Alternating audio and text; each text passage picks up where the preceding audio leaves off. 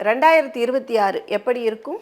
பாபா வங்காவின் கணிப்பு. உலகம் சந்திக்க போகும் ஆபத்தான சம்பவங்களை இவங்க குறிப்பிட்டிருக்காங்க. 2026 அதாவது ஒவ்வொரு வருடம் பிறக்கும் பொழுதும் எப்படி இருக்கும் அப்படின்னு நினச்சா நம்ம நினைவுக்கு வரவங்க இந்த தீர்க்கதரிசி என அனைவராலும் போற்றப்படக்கூடிய பாபா வங்கா அவங்க தான். அவங்களோட கருத்து கணிப்புப்படி இந்த 2026 பல முக்கிய சம்பவங்கள் நடக்கும் அப்படின்னு சொல்லியிருக்காங்க. அது முன்கூட்டியே கணிச்சு சொல்லியிருக்காங்க. பல ஆயிரம் வருடங்களுக்கு முன்னாடியே இவங்க கணிச்சதில் சிலது நடந்திருக்கு. அதனால தான் இவங்களோட கணிப்பு ஒவ்வொரு வருடமும் எதிர்பார்க்கப்படுகிறது. 2026 பெரிய அளவிலான போர் தொடங்கும் என கூறியிருக்காங்க. இது பெரிய நாடுகளை உள்ளடக்கியதாகவும் உலகம் முழுவதும் பரவக்கூடியதாகவும் இருக்கும் அப்படின்னு இருக்காங்க. அதனால தான் இந்த கணிப்பு இந்த வருடம் முக்கியமாக எடுத்துக்கொள்ளப்படுது. ஒருவேளை இது உண்மையாக இருந்தால் உலக அளவில் அரசியல் மற்றும் மக்கள் பாதுகாப்பில் அதன் தாக்கங்கள் மிக பெரியதாக இருக்கும். இருப்பினும் எந்தெந்த நாடுகள் இந்த போரில் பங்கேற்கும், எப்பொழுது போர் தொடங்கும், அந்த விவரங்கள்லாம் அதில் இல்லை. அது மர்மமாகவே இருக்குது.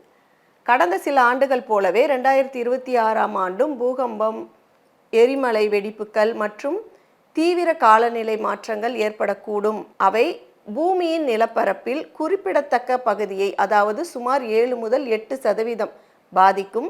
பூமியில் இது போன்ற பெரிய பேரழிவுகள் தொடர்ந்து நடந்தாலும் பாபா வாங்கா குறிப்பிட்ட அளவு சொல்லியிருக்காங்க. அந்த எண்ணிக்கை தான் குறிப்பாக எடுத்துக்கணும். 7 முதல் 8% அப்படின்னு அவங்க குறிப்பிட்டிருக்காங்க. இதை தான் இப்போ நம்ம இந்த பதிவில் குறிப்பிடுறோம். அது எப்படி இருக்கும் அப்படின்னு வருங்காலங்களில் பார்ப்போம். பாபா வங்கா மற்றொரு முக்கியமான கணிப்பில் பார்த்தா ஏஐ முக்கியமான முடிவுகள், அதாவது தொழில்களிலும் மனித வாழ்க்கையிலுமே இந்த ஏஐ ஆதிக்கம் செலுத்தும் அப்படின்னு சொல்லியிருக்காங்க.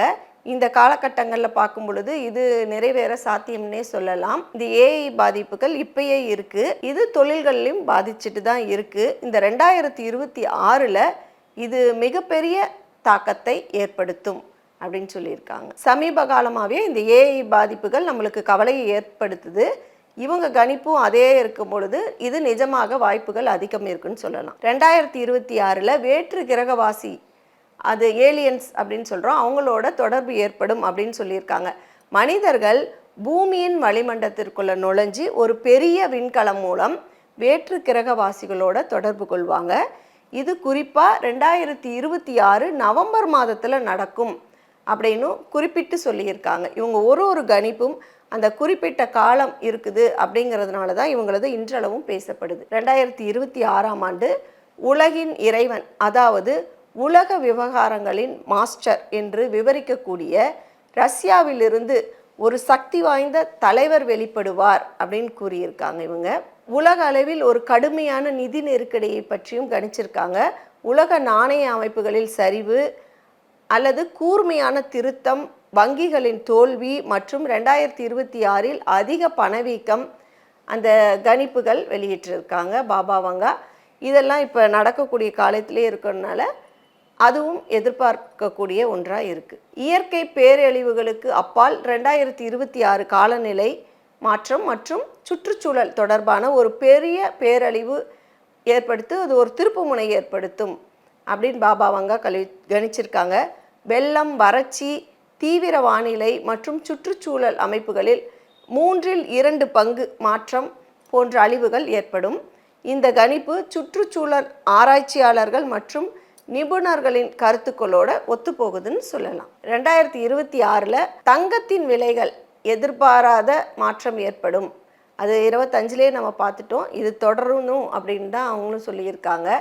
அந்த எதிர்பாராதது விலை ஏற்றம், அந்த தங்கத்தை வாங்குவதால் பணவீக்கம், பொருளாதார நெருக்கடி, உலக அளவில் கடுமையான பொருளாதார நெருக்கடி இதெல்லாமே ஏற்படும் அப்படின்னு சொல்லியிருக்காங்க. இந்த கணிப்புகள் பொருளாதார கவலைகளை எதிரொலிக்குதுன்னு சொல்லலாம். சிலர் தங்கம் அதன் விலையில் பாதுகாப்பான நிலையை இழக்கக்கூடும் அப்படின்னு தெரிவிச்சிருக்காங்க. அது எல்லாமே இந்த 2026 வெளிப்படும். 2026 பணவீக்கம், இந்த கணிப்புகள் பொருளாதார கவலைகளை ஏற்படுத்துகிறது. 2026 சீனா தைவான் மீதான கட்டுப்பாடு மற்றும் தென் சீன கடலில் விரிவாக்கம் உள்ளிட்ட பெரிய ஆதிக்கத்தை பெரும் ஆண்டாக இந்த ஆண்டு இருக்கும் அப்படின்னு அறிவிச்சிருக்காங்க பாபா வங்கா. இவங்க இந்த முன்னறிவித்ததை பார்க்கும் பொழுது இது உலக அளவில் அரசியல் மாற்றங்களை உண்டு பண்ணும் அப்படின்னு சொல்லலாம். சில கணிப்புகள் தொழில்நுட்ப சீர்குலைவு, சுற்றுச்சூழல் மற்றும் அரசியல் நெருக்கடிகளுடன் இணைந்து 2026ஆம் ஆண்டில் மக்களிடம் பெரிய அளவிலான சமூக அமைதியின்மை மற்றும் சமூகங்களில் மாற்றத்திற்கான வழிவகுக்கும். ஒரு சில ஆண்டுகளுக்கு அப்புறம் இந்த மாதிரி பொருளாதார நெருக்கடிகள் அந்த மாதிரிலாம் வந்து நம்ம சமூகத்தை சீர்படுத்தும். அது இந்த ஆண்டு நடக்கும் அப்படின்னு இவங்க சொல்லியிருக்காங்க. பாபா வங்கா அவர்களின் கருத்து கணிப்பு 80% வரை கடந்த கால நிகழ்வுகளுடன் ஒத்துப்போகிறது.